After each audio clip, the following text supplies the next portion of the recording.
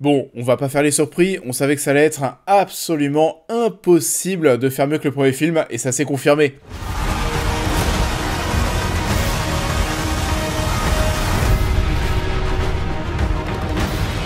Bonjour à tous, j'espère que vous allez bien. On se retrouve aujourd'hui en ce lundi 11 novembre, jour férié, pour parler d'une très grosse attente, Gladiator numéro 2. Le long métrage sort officiellement au cinéma ce mercredi, mais il y a beaucoup d'avant-premières qui étaient prévues ce dimanche, mais aussi ce lundi, là ce soir, donc n'hésitez pas. On dirait que Paramount a vraiment confiance, on sent qu'ils sentent que oui, ça va plaire au public, donc on n'hésite pas sur les avant-premières, et je dois dire aussi que je suis un très grand fan du premier long métrage, donc forcément, des attentes, il y en avait, des craintes aussi. Du coup, ce Gladiator 2, qu'est-ce que ça donne? C'est parti, on en parle. Gladiator 2 est la suite de Gladiator sorti il y a 24 ans et est toujours réalisé par Ridley Scott. Des années après avoir assisté à la mort du héros vénéré Maximus, Lucius est forcé d'entrer dans le Colisée lorsque son pays est conquis par deux nouveaux empereurs tyranniques. C'est bon, on y est enfin. Alors, Gladiator 2, vous le savez si vous suivez la chaîne, c'est tout simplement ma plus grosse attente de l'année, que ce soit au niveau des séries, des jeux, des films.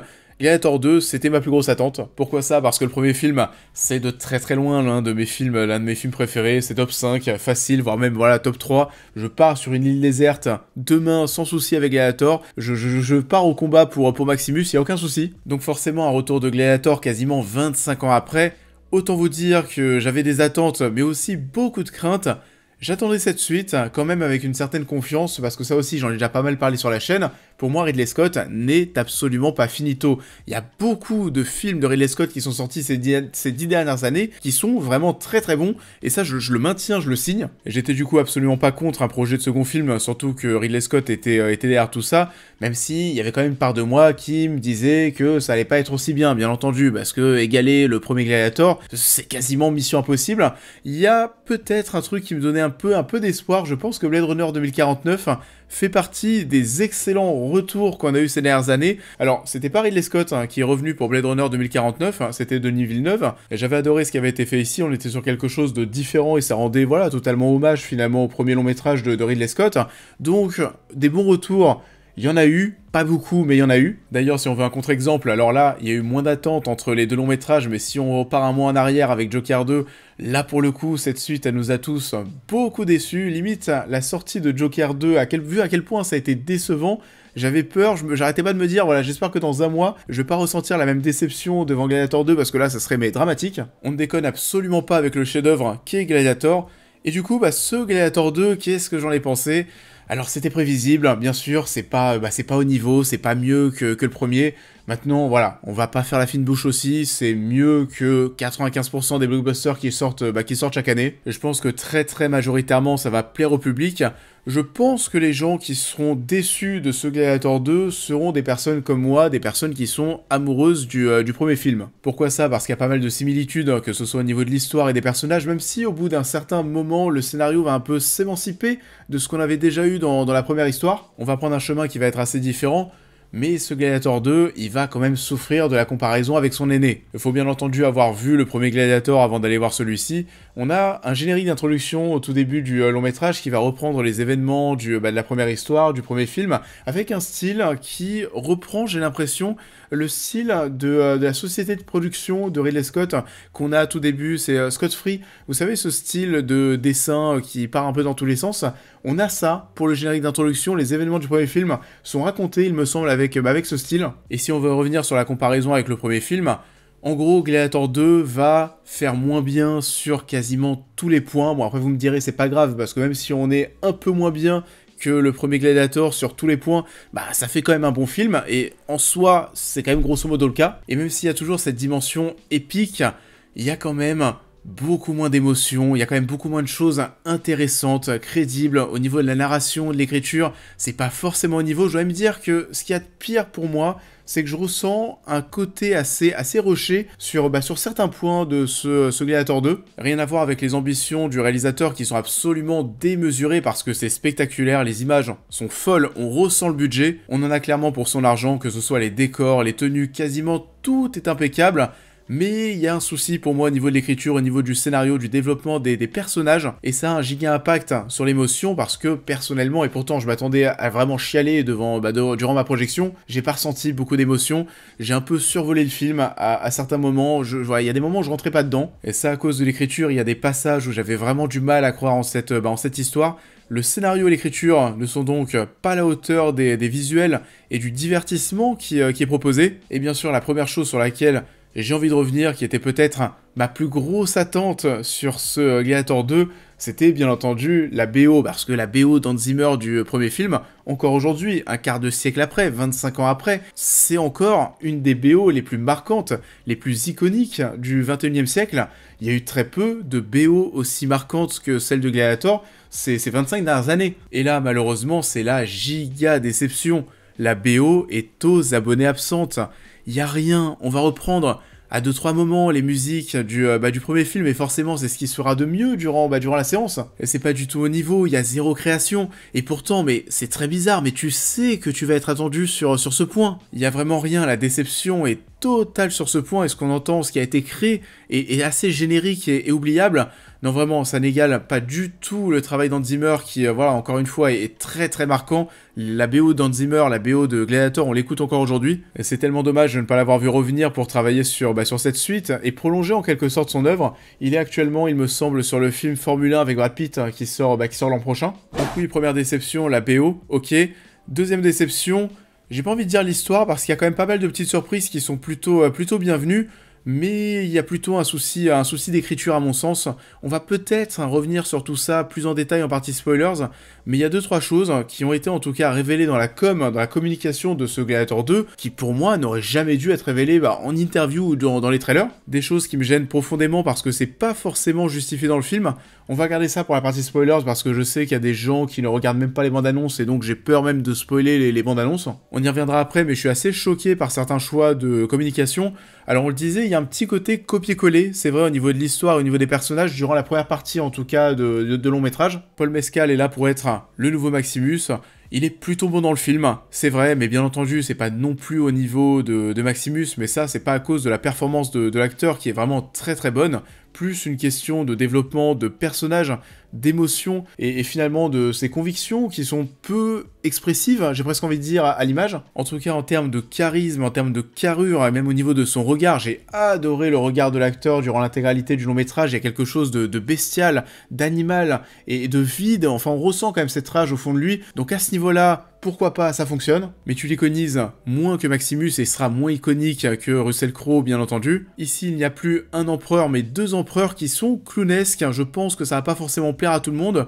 Macrinus, en gros, c'est Proximo.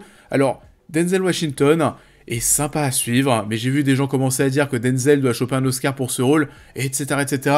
On va se détendre tout de suite. Ok, il est très très fun, ok, il a un beau sourire, ok, c'est certainement l'un des personnages les plus agréables à suivre dans Gladiator 2, mais c'est pas du tout un rôle à Oscar non plus. Il n'y a pas non plus la même magie, la même poésie qui se dégage de cette personne que Proximo. Il va souffrir de cette comparaison avec Proximo. Proximo, il y avait cette relation avec Maximus qui était folle. Il y avait des dialogues tellement beaux, tellement cultes, tellement bien écrits. Toute la scène, le moment où il explique à Maximus qu'il doit gagner la foule pour être libre. Win the crowd, and you'll win your freedom.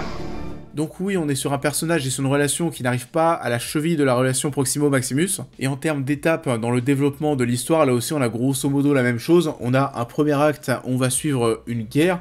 Un second acte, on va suivre le héros réduit au rang d'esclave qui va découvrir les arènes. Et un troisième acte où on est à Rome dans le Colisée. Et je pense d'ailleurs que j'ai plus un souci ici au niveau des 2 premiers actes qui se torchent assez rapidement en 45-50 minutes. Ça va assez vite. À mon sens, on arrive trop vite au Colisée et il manque quelque chose pour moi dans ce scénario au départ pour nous faire croire aux convictions du héros. On sent clairement qu'on avait envie de vite arriver au moment spectaculaire dans le Colisée et pour moi, c'est un petit problème et c'est en ça qu'il y a moins d'émotion derrière. On reviendra encore une fois en partie spoiler sur ce que j'essaye de vous raconter, en tout cas pour rester sur la partie spectaculaire, pour rester sur l'action. Il y a une ambition démesurée qui est mise en place. Les combats dans l'arène sont absolument dingues. On sentait que d'après les trailers, on n'allait pas se moquer de nous et ça a été le cas. On voyait qu'il y avait des animaux par-ci par-là. Alors des séquences qui sont à la fois parfois cohérentes, crédibles et bien faites, et d'autres fois non. La scène du rhinocéros, pour le coup, celle-ci, je l'ai trouvée plutôt bonne. La scène où il y a de l'eau partout avec, alors là attention, avec des requins. Personnellement, je pense que les requins, on est peut-être allé un petit peu loin. La même scène sans les requins, Ridley, c'était très bien. Par contre, à un moment, il y a un combat avec des singes dans une arène. Là, pour le coup, c'est certainement le seul moment du long métrage qui est vraiment raté en termes d'effets spéciaux. Les singes, ça le faisait pas. On sentait beaucoup trop la 3D, mais heureusement, c'est le seul moment où c'est raté parce que tout le reste, c'est vraiment très très beau, c'est spectaculaire. Il y a bien plus, vous savez aussi, de plans d'ensemble, de gros plans sur Rome, parce que forcément en 2024, c'est plus simple de faire ces gros plans, c'est bien plus crédible. À l'image, ça rend bien mieux, ça c'est vrai que c'est une chose qui n'a pas très bien vieilli avec le premier long métrage. Les plans d'ensemble, les plans sur le Colisée du premier Gladiator, waouh, j'ai revu le film dernièrement, c'est vrai que 24 ans après, ça pique un petit peu les yeux. Là, on sent qu'il y a plus de budget, on sent qu'on peut faire plus de choses, donc on en abuse, mais c'est spectaculaire, c'est très très bon. Et c'est aussi plus violent et plus sanglant, ça je pense que ça pourrait plaire, et on dirait qu'une suite semble plus ou moins prévue. C'est vrai qu'en interview, Ridley Scott n'a pas fermé la porte à un Gladiator 3. Quand on voit la fin de ce Gladiator 2, alors oui, ça peut s'arrêter comme ça, mais ça fait pas non plus fin de saga. Vraiment, pour moi, la porte à la fin du film, je l'ai senti plus qu'entrouverte. Pour moi, Gladiator 3, ça va arriver dans les 4-5 prochaines années pour moi. On verra si Ridley Scott sera de nouveau à la manœuvre. En tout cas, ici, Ridley Scott nous prouve encore une fois que même à bientôt 90 ans, il en a encore sous le capot parce que bordel, faire ce genre de film, proposer ce genre de spectacle à quasiment 90 ans, c'est quand même un truc de ouf. Et c'est un projet d'une ampleur qui est folle, qui est bien entendu meilleur, on l'a dit, que la grande majorité des blockbusters qui sortent tous les ans, et ça depuis des années. Mais c'est pas au niveau du premier film. C'est peut-être le cœur de fans qui parle. J'attends vos commentaires pour me dire ce que vous en avez pensé. Ceux qui sont très fans de Gladiator, voilà, je peux pas entendre que on est face à quelque chose ici qui est au niveau, qui arrive à la cheville du travail de Ridley Scott au début des années 2000 avec Russell Crowe. Et on va désormais passer en partie spoilers pour que je puisse revenir sur certains points et des choses qui m'ont déçu. En tout cas, ce Gladiator 2, c'est pas un raté, c'est pas une honte, mais c'est assurément pas au niveau. On ne retrouve pas forcément la magie et la poésie, l'émotion du premier film, et ça, c'est bien dommage. Rome has taken everything from me, but I will have my vengeance. Et ça en est tout pour cette partie sans spoiler. Pour ceux qui vont nous quitter, n'oubliez pas de liker et de partager la vidéo, de vous abonner et de me suivre sur tous les réseaux. D'autres critiques arrivent sur la chaîne. Et on va revenir en cette partie spoiler sur le scénario, sur l'écriture, sur les choses qui m'ont déçu sur ce point. C'est parti, on spoil. Alors déjà, la première chose qui m'a gonflé, pourquoi nous avoir révélé dans la bande-annonce que Lucius était le fils de Maximus. Et ça aussi, je suis quand même désolé, mais ça sort quand même un petit peu de nulle part. Alors, ça a été confirmé dans une interview de la part de Ridley Scott, mais je suis désolé, ça sort quand même un petit peu de son chapeau. J'ai revu 2 fois le premier Gladiator avant d'aller voir Gladiator 2. Je vous jure que le fait que Lucius soit potentiellement le fils de Maximus, c'est jamais évoqué, enfin il n'y a pas forcément de sujet là-dessus. On sait qu'il y a une relation, qu'il y a eu quelque chose entre Lucilla et Maximus, ça ok, il n'y a pas de souci. Il y a eu peut-être des théories sur les origines de Lucius par la suite, mais je suis quand même très dérangé que la confirmation des origines de Lucius et la confirmation que Lucius soit le fils de Maximus, je suis très déçu que ça a été officiellement révélé dans une interview et dans la bande-annonce du deuxième film. Et je sais pas, pour moi c'est une révélation, c'est une confirmation, ça devait faire partie intégrante de l'histoire de ce Gladiator 2, et c'est pas du tout le cas, je suis désolé, mais balancer ça dans une bande-annonce, c'est pas normal. Lucius, take your father's strength. His name was Maximus. And I see him in you. Du coup même, est-ce que Maximus sait que Lucius est son fils, oui ou non? Est-ce que Lucilla l'a aussi caché à Maximus? On sait pas trop, enfin personnellement c'est vrai que je sais pas. En tout cas ce qui est sûr c'est qu'ici, pour Ridley Scott, les spectateurs qui débarquent dans la salle pour aller voir Gladiator 2 savent déjà que Lucius est le fils de Maximus, et pour moi je suis désolé, c'est pas clair pour tout le monde, je suis pas sûr que tout le monde le sache. Mais sinon, le gros truc pour moi qui a bloqué, qui a fait que ça l'a pas fait sur beaucoup de points dans ce Gladiator 2, ça part finalement tout simplement du début et de la mort de la petite amie de Lucius, de Paul Mescal. Il n'y a pas d'émotion finalement, enfin il y a pas d'émotion déjà en cette mort, déjà parce qu'elle arrive certainement très très vite. Je sais pas si on fait le comparatif, hein, vous regardez la mort de la famille de Maximus dans le premier Gladiator, voilà, vous voyez comment c'est amené, on sent qu'il est très attaché à sa famille, qu'il a envie de les retrouver, etc. Ce qui fait que du coup leur mort est plus que déchirante, et on sent derrière que le personnage, il est habité par cette vengeance, que cette mort de sa famille, ça l'a tué de l'intérieur. Pour Lucius, je suis désolé, c'est pas le cas. Et sa petite amie meurt, et je vous jure, la scène suivante sur le bateau, lorsque Lucius arrive, vous savez, en bateau en Italie, Lucius est déjà en train de sourire. Il n'y a aucune émotion, enfin on sent pas qu'il est touché par la mort de cette femme. Du coup, dès le départ, dès le postulat de base, j'ai eu un gros souci, parce que ce côté j'ai envie de me venger, je l'ai pas du tout ressenti, et pourtant c'est bizarre parce que je sentais la vengeance et la rage dans ses yeux, mais le personnage je l'ai quand même trouvé assez souriant à de nombreux moments et très rapidement après la mort de sa petite amie, ce qui fait que finalement cette perte, la perte de cette femme, j'y ai pas cru et donc j'ai pas cru en ses convictions. C'est pareil pour la mort de Connie Nielsen, la mort de Lucilla, la mort de sa mère, ça aussi, c'est balancé en mode balèque. On est quand même sur la mort d'un gros personnage de la saga Gladiator, c'est passé en mode balèque. La mort de Gracchus, c'est encore pire. On sent qu'on essaye de créer de l'émotion, etc. Mais je sais pas, ça fait trop artificiel. C'est pareil, j'étais assez déçu finalement de la scène de retrouvailles entre Lucilla et Lucius.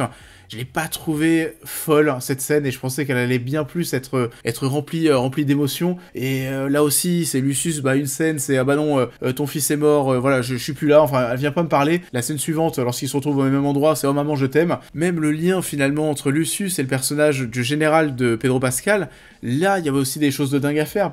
Quand tu te rends compte de ça, tu dis ah ouais, ok, d'accord, donc pour Lucilla, ça va être son fils qui va te battre contre son mec. Ok, truc de dingue. Et pourtant, on n'en fait pas grand chose.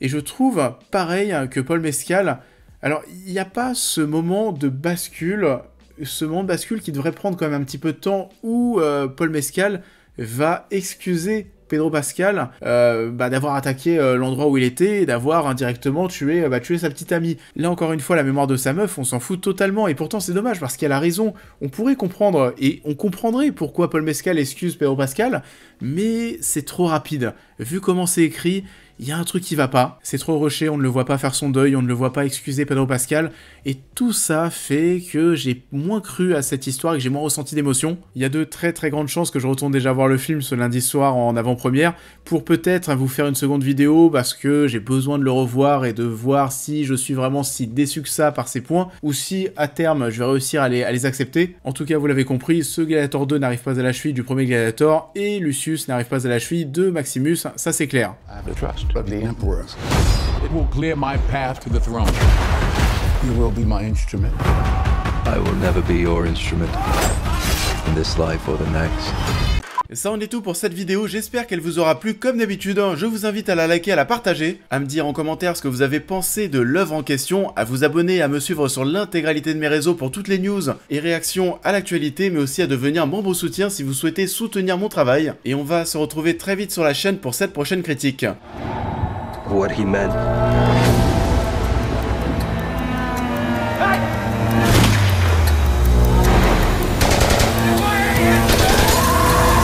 Et on va se retrouver très très prochainement, voire même certainement ce soir pour parler de la saison du Pingouin qui s'est terminée la nuit dernière. Vous l'avez compris, l'actualité est chaude, on est sur un très très gros lundi férié entre Gladiator 2 et la fin du Pingouin. On se retrouve donc très très prochainement avec peut-être une deuxième vidéo sur Gladiator 2, on verra. En tout cas, je vous souhaite à tous un très bon lundi, un bon jour férié, et je vous dis à très vite.